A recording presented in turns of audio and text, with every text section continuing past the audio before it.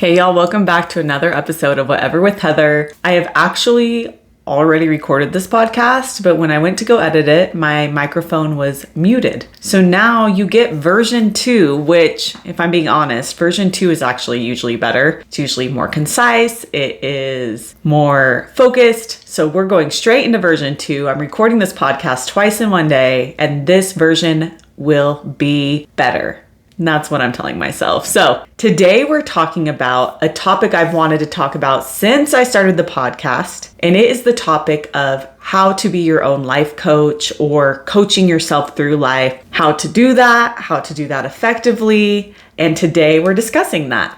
There are a lot of life coaches out there, and there are definitely benefits to having a life coach, to having someone on your team, on your side. And at the same time, the skills of coaching yourself through life are skills you can gain. I don't necessarily think one is better than the other. Like if you have a life coach or you just learn to coach yourself through life, there are definitely benefits to both. I like to think of it like a workout program. There are people who love to work out by themselves and people who love group fitness and love the support that come with that. And as we're navigating our lives, some people are going to be able to go through life and really kind of DIY, figure things out as they go and not need as much support in some parts of their life as they do in others. And there will be people who love support and love having someone on their side.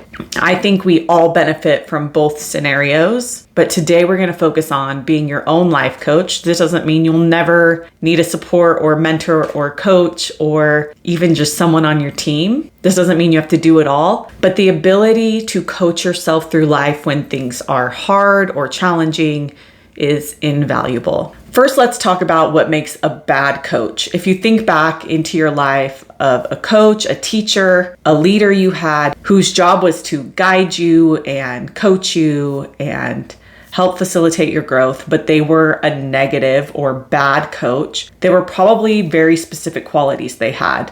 They're probably overly critical. They may have just been lazy and not cared. They might have tried to motivate you with punishment or shame or blaming you or guilting you to be or act a certain way. They may have told you all the ways you didn't measure up, all the ways you were inadequate. They might have expanded and exaggerated your failings and shortcomings and minimized your strengths. They may have straight up just spoken negatively to you while they were your coach. And some of the sound bites they gave you, you still may carry today. Now, lots of us, many of us, are actually kind of negative life coaches for ourselves. We have some of these negative qualities. We cut ourselves down. We tell ourselves how we're failing. We point out all the ways we're not measuring up. And that may be what is currently going on in your life. You may not be being a very good coach for yourself. You may be embodying qualities of a coach that you don't like. So let's talk about a positive coach. What is a good coach, a good leader, someone that made an impact in your life? What was that vibe like? How were they? They probably saw the best in you and they probably pushed you to be your best. They held this vision of who you could be or the athlete you could be or the musician you could be or the student you could be. They held this vision and they helped you move towards that. They probably saw the best in you and cheered you on. Another quality of a good coach would be a coach that when you're learning a new skill,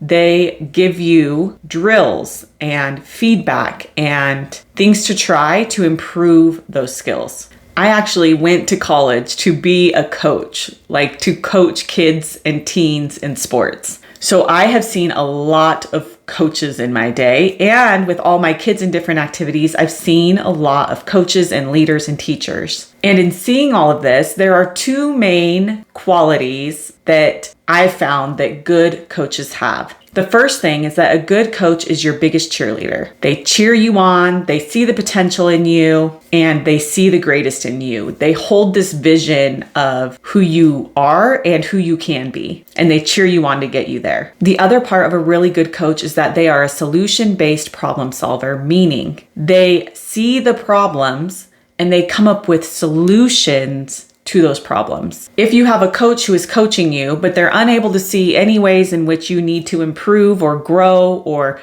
ways that they can help facilitate your attainment and gaining of new skills, and they don't see that and they don't help you see that, then they're not even a coach. They're just a cheerleader. In order to be a good coach, you have to be able to see the problem and come up with a solution for that problem. You also have to be able to pivot your coaching or shift your coaching based on if the solution you're coming up with is not working. So a good coach shifts the way they coach based on your needs. So if this drill or thing you're practicing or the way they've given you cues to learn a certain skill is not working, it's not clicking, a good coach will shift what they are doing to help you gain the skill that you need to gain or that you're working to gain. A good coach also under the solution-based problem solving. One problem they might see is where you are not showing up as your best, meaning they call you out on your bullshit. They call you out in the areas where you are not doing what you know you need to do or what they know you are capable of doing. So a good coach has these two parts. They are your biggest cheerleader and they are a solution-based problem solver. Now imagine taking those on for yourself. If you are coaching yourself, you need to be your own biggest cheerleader. This means you cheer yourself on. You see your own potential. You see the greatest in yourself.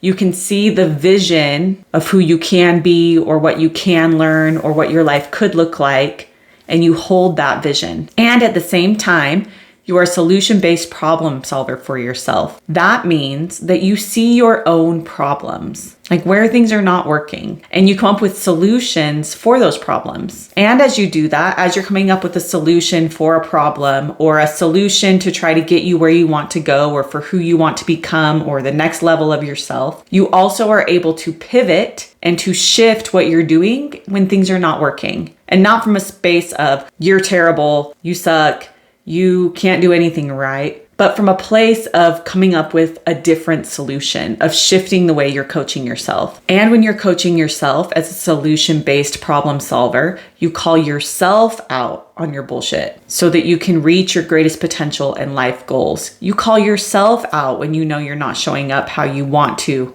or need to or know you need to show up.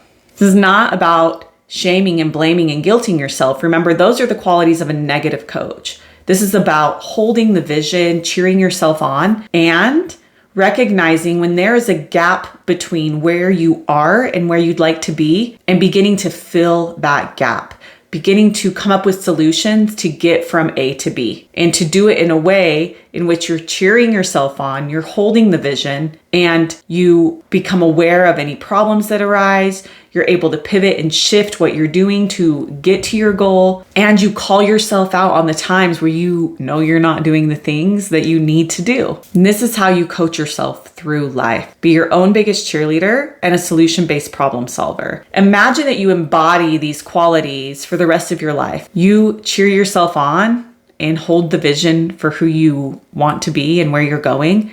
And then you make sure you're doing things to become that person, but from a place of coaching, from a place of solving problems, from a place of ownership. You will be able to consistently and steadily move forward in your life or grow or change, evolve, gain skills, become a different version of yourself. And you don't have to do it with such force and anger and self-hate. I invite you to look at the qualities of the negative coach, of a bad coach, and see which ones you've been having. And then maybe give yourself some understanding of, man, I've really been cutting myself down, or I've been trying to motivate myself by breaking my spirit or feeling complete shame or telling myself how bad I am. And no wonder it's not working.